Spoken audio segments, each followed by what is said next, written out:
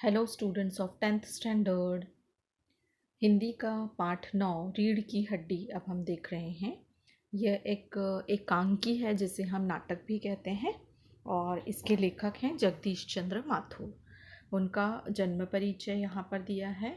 इनका जन्म हुआ था 1917 में बुलंदशहर जो उत्तर प्रदेश में है और मृत्यु 1978 में।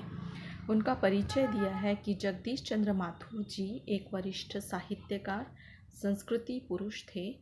आपने आकाशवाणी में काम करते हुए हिंदी को लोकप्रिय बनाने में महत्वपूर्ण योगदान दिया। तो यह जो लेखक थे वह आकाशवाणी में भी काम करते थे और आप प्रसिद्ध नाटककार के रूप में प्रतिष्ठित हैं और इन्हें ये नाटककार के रूप में भी बहुत प्रसिद्ध माने जाते हैं। इनकी कृतियां हैं, कृतियां मतलब इन्होंने जो लेख लिखे हैं वो है कोणार्क, पहला राजा, भोर का तारा, शारदिया, यह सब उनके लेखन हैं।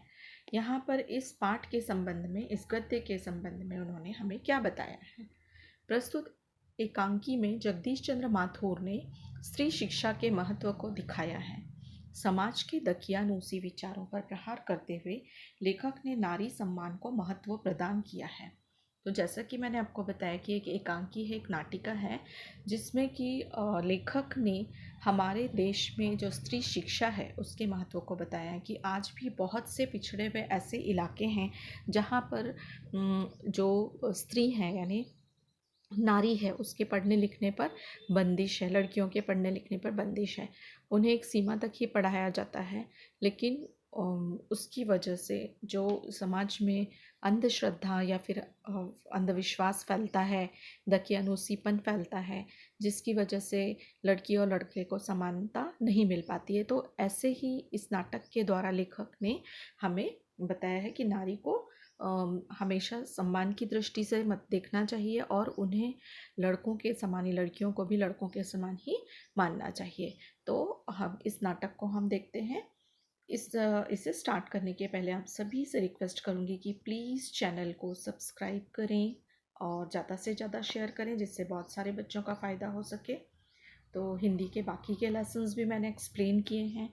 शिव अनुजा नाम से यह चैनल है, तो प्लीज़ आप इसे फॉलो कीजिए।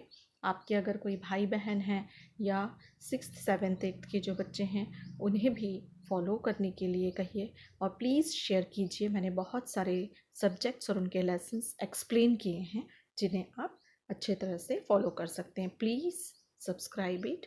चलिए अब हम यह लेसन देखते हैं। तो यह जो नाटक है उसके पात्र यानी कैरेक्टर्स हैं, कौन कौन है। उमा जो एक सुशिक्षित युवती है, सुशिक्षित मतलब पढ़ी लिखी हुई एक युवती है, एक लड़की है। रामस्वरूप उमा के पिता के रूप में है, रामस्वरूप का जो नाम दिया है वो उमा के पिता है। प्रेमा जो है वो उमा की माँ है। शंकर वह युवक है जो उमा को देखने आता है। जैसे हम देखते हैं ना शादी के पहले लड़का लड़की को देखने जाता है, तो शंकर वह एक युवक है। और गोपाल प्रसाद जो हैं वह शंकर के पिता, मतलब जो लड़का ये शंकर उमा को देखने आया है उसके पिता शंकर के पिता का नाम गोपाल प्रसाद बताया है। और रतन यह रामस्वरूप का मतलब उमा उनके घर का ये नौकर है। तो यह कैरेक्टर आपको अगर समझ गए हैं तो ये लेसन आपको इजीली समझ में आएगा। ठीक है। तो एक कमरा, जैसे देखो हम नाटक देखते हैं तो उसमें दृश्य होता है। दृश्य मतलब एक पूरा क्या बनाया जाता है, स्टेज बनाया जाता है ना। तो उस तरह से एक कमरा दिखाया गया है। अंदर के दरवाजे से आते हुए जिन महाशय की पीठ नज़र आ रही है वह अधेड़ उम्र के हैं। एक तख्त को पकड़े हुए कमरे में आते हैं। तख्त का दूसरा सिरा उनके नौकर ने पकड़ रखा है। एक सीन बताया है, एक सीन क्रिएट होता है ना उस तरह से।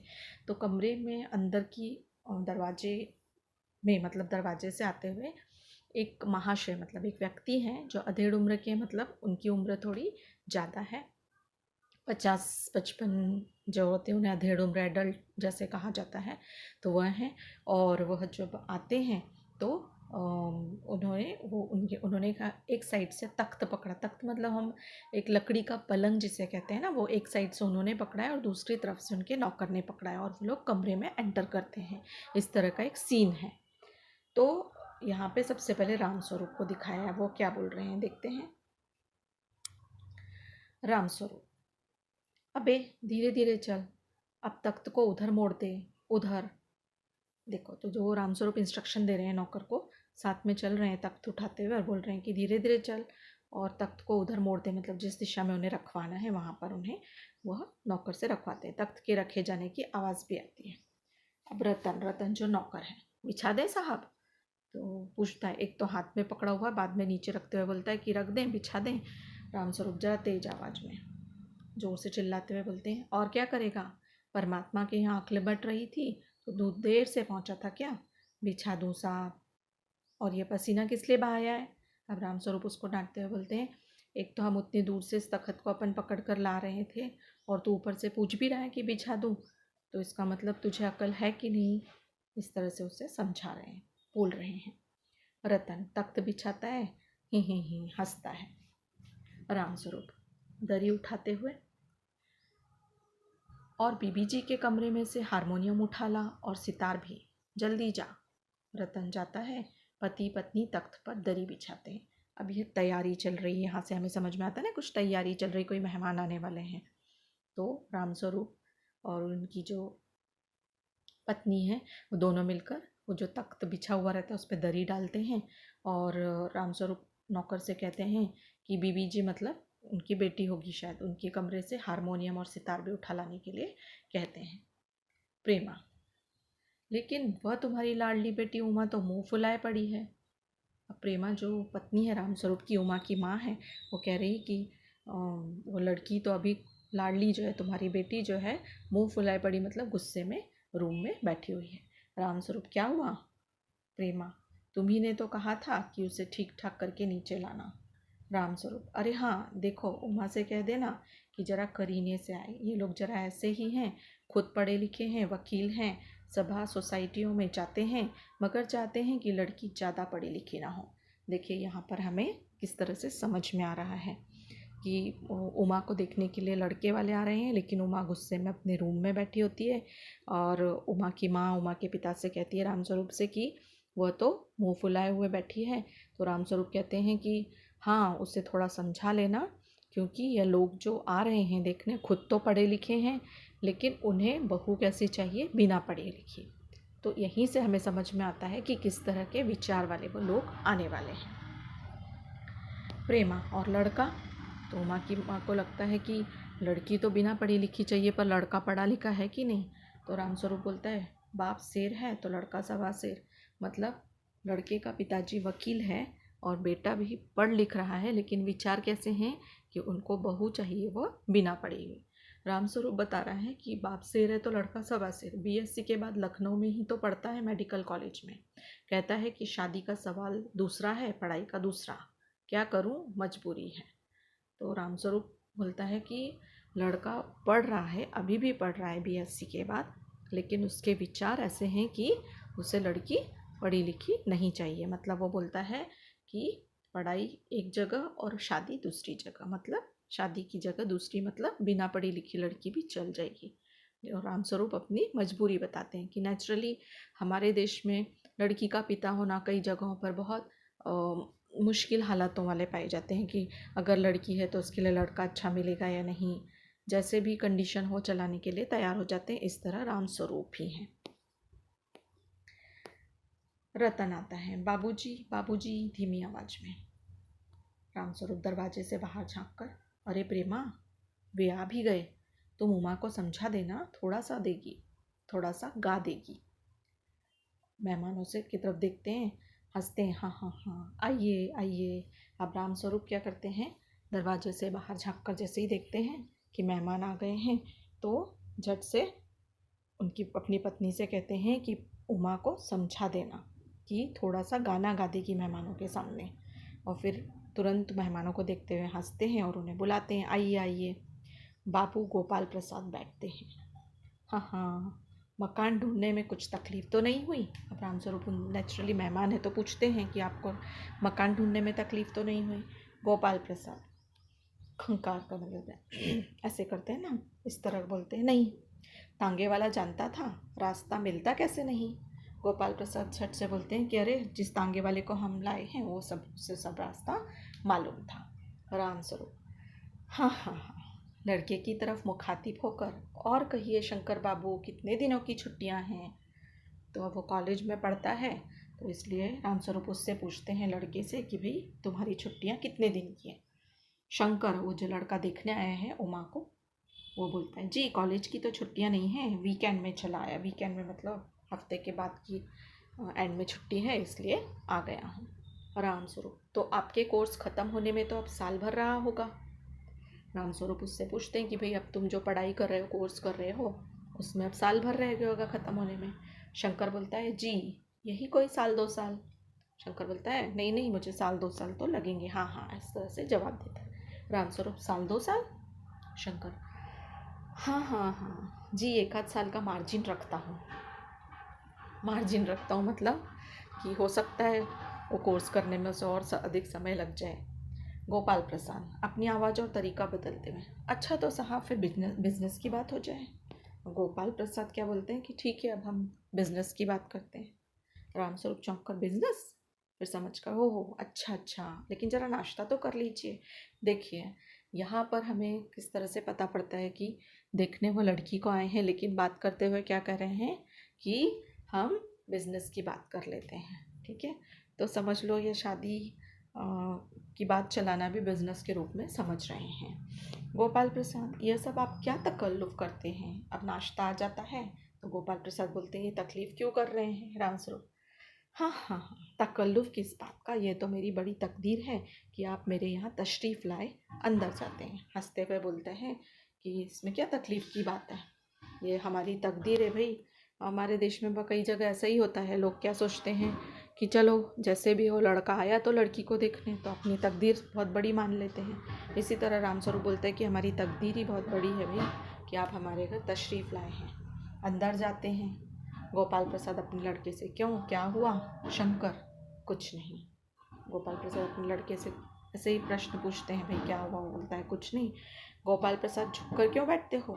ब्याह तय करने आए हो, कमर सीधी करके बैठो। देखो लड़के वाले हैं तो हमें एकदम टाइट रहना चाहिए, इस तरह के इंस्ट्रक्शन गोपाल प्रसाद अपने बेटे को दे रहे हैं। तुम्हारे दोस्त ठीक कहते हैं कि शंकर की बैकबोन, ऐसा कुछ बोलने ही जाता है कि तुम क्यों बैकबोन झुकाकर, मतलब बैकबोन यहाँ से हमें समझ में आता है कि या तो उसकी पीठ की हड्डी भी कमज़ोर है। इतने में बाबू रामस्वरूप चाय की ट्रे लाकर मेज पर रख देते हैं।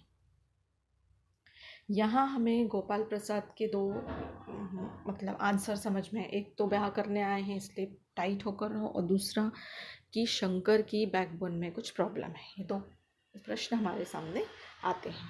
अब गोपाल प्रसाद बोलते हैं आखिर आप माने नहीं। रामस्वरूप से कहते हैं अरे भाई वो नाश्ता लाते हैं, तो बोलते हैं आप आखिर माने नहीं। रामस्वरूप चाय प्याले में डालते हुए, हाँ हाँ हाँ, आपको विलायती चाय पसंद है या हिंदुस्तानी? हंसते हुए बोलते भाई आपको विलायती चाय अच्छी लगती है या हिंदुस्तानी? अब विलायती चाय बोले तो मोस्टली ब्लैक टी पीते हैं वो लोग, या फिर ऊपर से दूध थोड़ा सा डालकर। गोपाल प्रसाद बोलते हैं नहीं नहीं साहब, मुझे आधा दूध और आधी चाय चाहिए, ज़रा चीनी भी ज़्यादा डालिएगा। गोपाल प्रसाद बोलते हैं नहीं भाई, मुझे तो आधी दूध आधी चाय पानी वाली चाय पसंद है, तो आप उसी तरह बनाइए और चीनी भी अच्छी डालिए। शंकर इस तरह से खकाटते और बोलते हैं सुना है सरकार अब ज़्यादा चीनी लेने वालों पर टैक्स लगाएगी। ऐसा उनका बेटा उसका गोपाल प्रसाद का उससे कहता है। गोपाल प्रसाद चाय पीते हुए, सरकार जो चाहे सो कर ले, पर अगर आमदनी करनी है तो सरकार को बस एक ही टैक्स लगाना चाहिए। गोपाल प्रसाद बोलते हैं ठीक है, चाय पीते जाते हैं और बोलते हैं कि एक ही टैक्स सरकार को लगाना चाहिए, बाकी जो करे सो करे। रामस्वरूप बोलते हैं शंकर को प्याला पकड़ाते हुए, कौन सा मतलब कौन सा टैक्स लगाने की बात कर रहे हैं आप, ऐसा पूछता है। गोपाल प्रसाद, खूबसूरती पर टैक्स। और रामस्वरूप और शंकर हंस पड़ते हैं। मजाक नहीं साहब, यह ऐसा टैक्स है जनाब कि देने वाला चू भी ना करेंगे। खूबसूरती का टैक्स देने में मतलब जो खूबसूरत है वो टैक्स देगा ही देगा, इसलिए इस बात पर वो दोनों हंसते हैं। रामस्वरूप जोर से हंसते हुए, वाह वाह, खूब सोचा आपने। वाकई आजकल खूबसूरती का सवाल भी बेढब हो गया है, हम लोगों के ज़माने में तो यह कभी उठता भी ना था। और फिर दश्तरी जो नाश्ते की वो गोपाल की तरफ बढ़ाते हैं, लीजिए। चाय और नाश्ते की दश्तरी यानी डिश जो होती है उनकी तरफ बढ़ाते हैं। तो रामस्वरूप बोलते हैं कि हमारे ज़माने में खूबसूरती वाला कोई प्रश्न ही नहीं रहता था।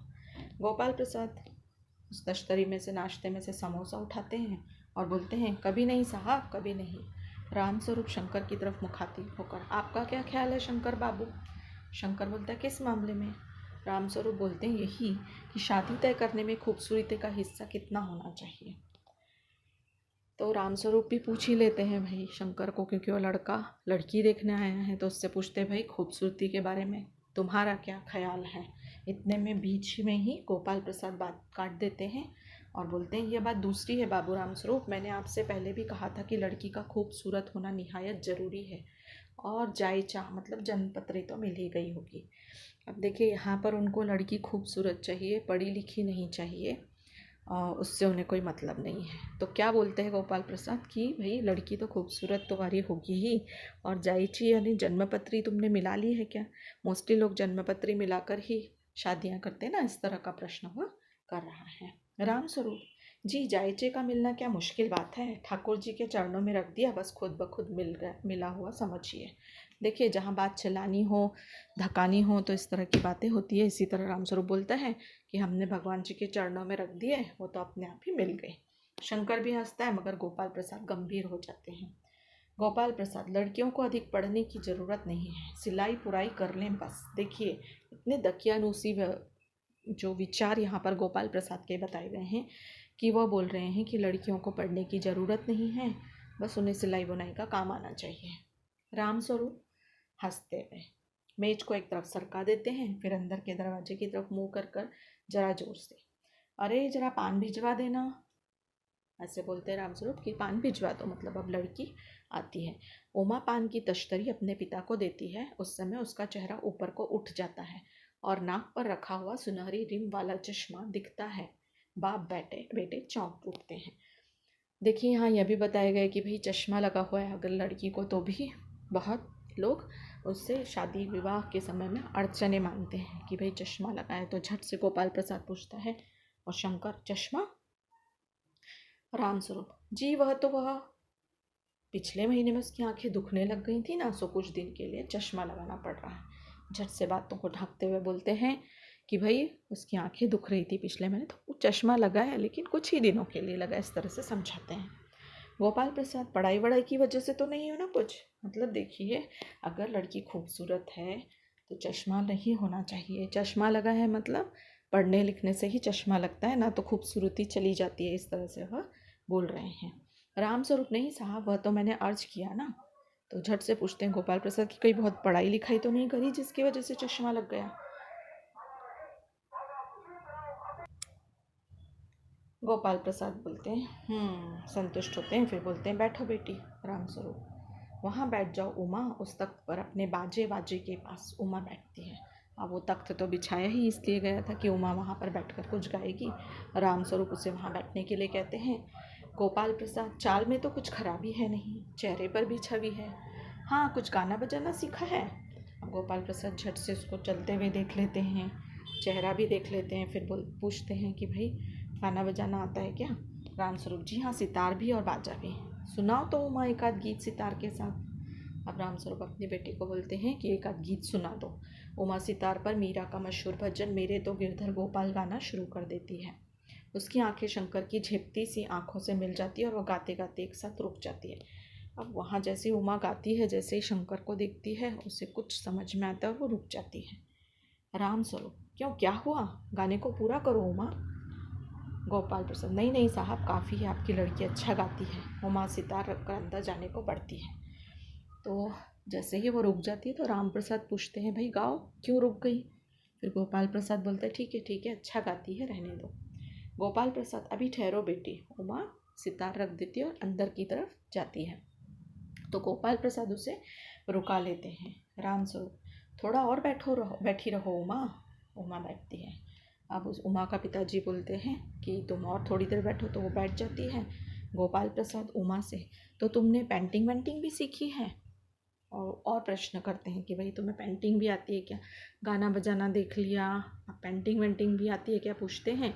रामस्वरूप हाँ वह तो मैं आपको बताना भूल ही गया, यह जो तस्वीर टंगी हुई है कुत्ते वाली इसी ने बनाई है, वो उस दीवार पर भी तो कुछ वहाँ पर एक तस्वीर बनी हुई दिखाता है रामस्वरूप गोपाल प्रसाद को और बोलता है कि ये इसी ने बनाई है। गोपाल प्रसाद यह तो बहुत अच्छा है, और सिलाई वगैरह। अब देखिए इतना सब पूछने के बाद सिलाई भी पूछते हैं गोपाल प्रसाद कि क्या सिलाई भी करती है। रामस्वरूप सिलाई तो सारे घर की इसी के जिम्मे रहती है, यहाँ तक कि मेरी कमीजें भी। देखिए वो कितना बातें बता रहा है कि वह सिलाई भी करती है और कमीजें वगैरह भी, मेरी कमीज भी वह सिलती है, इस तरह बोलकर हंसता है। गोपाल प्रसाद, ठीक, लेकिन हाँ बेटी, तुमने कुछ इनाम बिनाम भी जीते थे। उमा चुप। राम स्वरूप इशारे के लिए खांसते हैं, लेकिन उमा चुप है। उसी तरह गर्दन झुकाए गोपाल प्रसाद अधीर हो उठते हैं और राम स्वरूप सक पकाते हैं। अब उमा तो न जाने किन विचारों में रहती है। जैसे ही वो शंकर को देख लेती है, उसके मन में अलग अलग विचार आने लगते हैं और वह चुपचाप ही बैठी रहती है, किसी बात का जवाब नहीं देती। तो फिर गोपाल प्रसाद चिढ़ जाते हैं। राम स्वरूप, जवाब दो उमा। गोपाल से बोलता है कि जरा शर्माती है, हंसते हुए बोलता है, शर्माती है, इनाम तो इसने। इतना जैसे ही बोलता है, गोपाल प्रसाद एकदम रूखी आवाज़ में बोलता है, जरा इसे भी तो मुंह खोलना चाहिए। रामस्वरूप, उमा देखो, आप क्या कह रहे हैं, जवाब दो ना। अब रामस्वरूप बेटी से कहते हैं कि देखो उमा, ये क्या पूछ रहे हैं, उनका जवाब दो। उमा हल्की आवाज़ में लेकिन मजबूत आवाज़ में बोलती है, क्या जवाब दूँ बाबूजी? जब कुर्सी मेज बिकती है तब दुकानदार कुर्सी मेज से कुछ नहीं पूछता, सिर्फ खरीददार को दिखला देता है। पसंद आ गई तो अच्छा है, वरना। अब उमा वैसे ही चिड़ी रहती है, क्योंकि उसे यह दकियानूसी प्रथा पसंद नहीं। तो वह चिढ़ जाती है और क्या बोलती है कि अगर दुकान में कोई कुर्सी और मेज बिक रही हो तो दुकानदार और ख़रीदार आपस में डील करते हैं। कुर्सी मेज से नहीं पूछा जाता कि उसे पसंद है उस घर में जाना या नहीं। उसी की तुलना उसने अपने से की है कि मैं भी कुर्सी और मेज की तरह हूँ, कि मुझसे कुछ भी नहीं पूछा जा रहा है, लेकिन आप आपस में ही सब तय कर ले रहे हो। तो वह चिढ़ जाती है, इस तरह से जवाब देती है। रामस्वरूप चौंक कर खड़े हो जाते हैं। उमा उमा। तो रामस्वरूप जब उमा से इस तरह बोलते हुए देखते हैं तो उससे चिल्लाते हैं, उमा अब मुझे कह लेने दीजिए बाबूजी।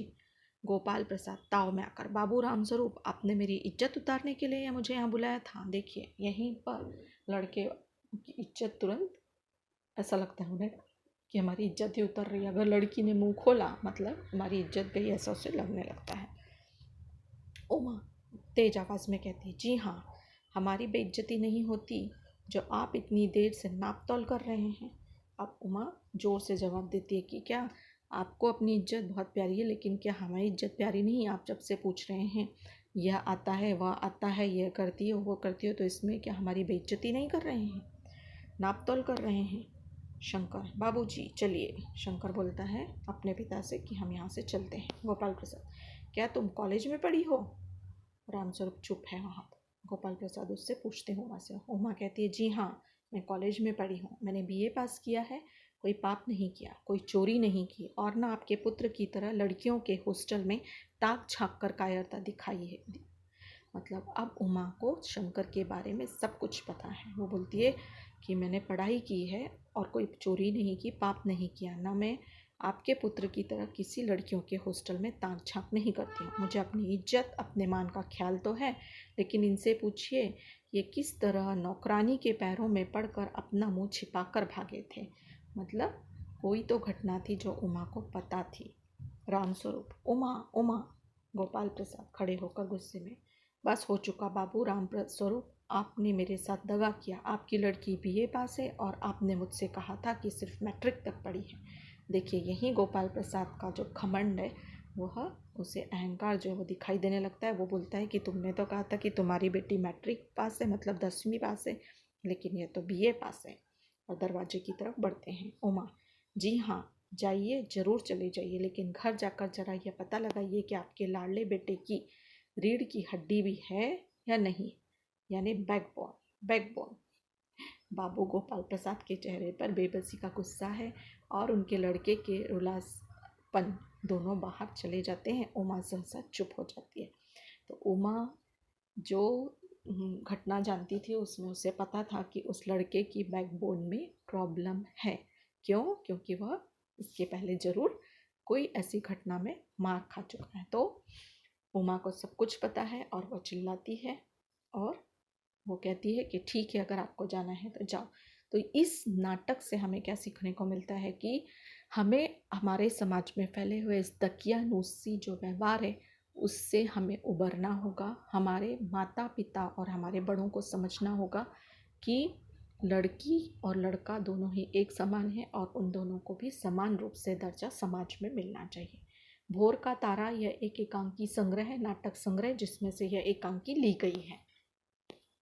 शब्द संसार में हम देखेंगे तख्त यानी लकड़ी की बनी हुई बड़ी चौकी, खकारना मतलब खांसना, गला साफ करना, तकल्लुफ मतलब शिष्टाचार, तश्तरी मतलब छोटी सी थाली। बहुत सुंदर लेसन है, आप इसे फॉलो कीजिए, ज़्यादा से ज़्यादा शेयर कीजिए और आगे और भी जो लेसन्स मैंने दिए हैं उन्हें भी आप देखिए। Thanks for watching it.